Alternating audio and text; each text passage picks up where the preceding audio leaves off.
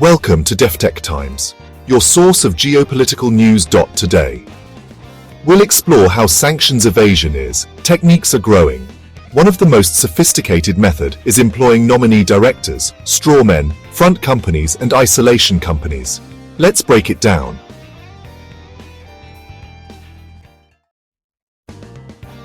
First, let's talk about nominee directors and shareholders. These are not the actual owners or decision makers of a company. Instead, they are individuals appointed to act on behalf of the true directors or shareholders. In some cases, such as with foundations, the listed UBOs are merely legal representatives, not the true owners. Although the use of nominee shareholders has declined significantly, nominee directors are still commonly used in various schemes.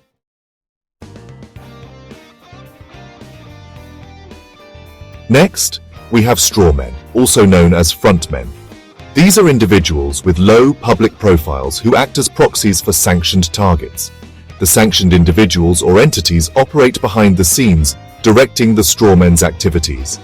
Strawmen often take on roles such as consultants or commercial representatives. Crucially, there are usually no formal written agreements connecting them to the sanctions target, making their involvement difficult to trace.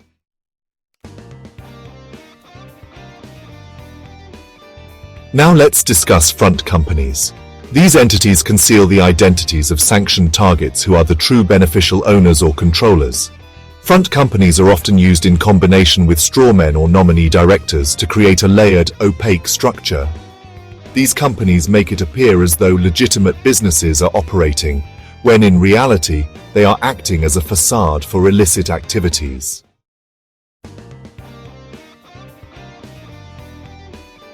Isolation companies are similar to front companies but serve a slightly different purpose.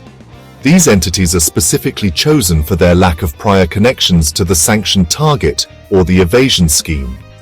This clean slate makes it even harder to trace their involvement. For example, isolation companies may remove logos or identifying information from documentation to obscure the true nature of a transaction.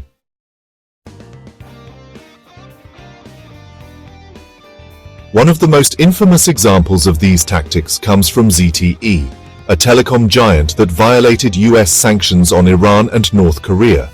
In 2017, ZTE was fined $892 million for using isolation companies to facilitate shipments to Iran.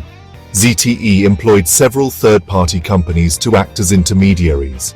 These isolation companies had no prior connection to ZTE, but were funded and controlled by the telecom giant. The goal? To create the illusion that these companies were the ones doing business with Iran, not ZTE.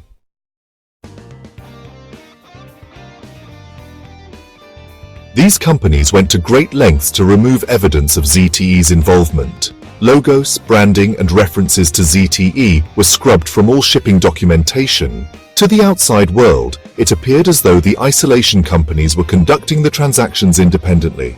In reality, ZTE provided operating capital to these companies and maintained day-to-day control over their activities, all while keeping their involvement hidden.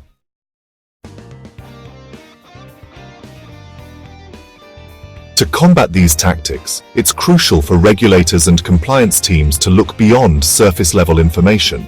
Conducting thorough due diligence, verifying ownership, and monitoring suspicious patterns are vital in uncovering these evasion schemes.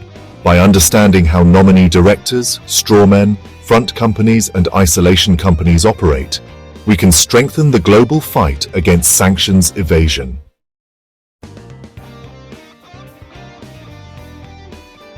Thank you for watching this academic deep dive into the methods of sanctions evasion.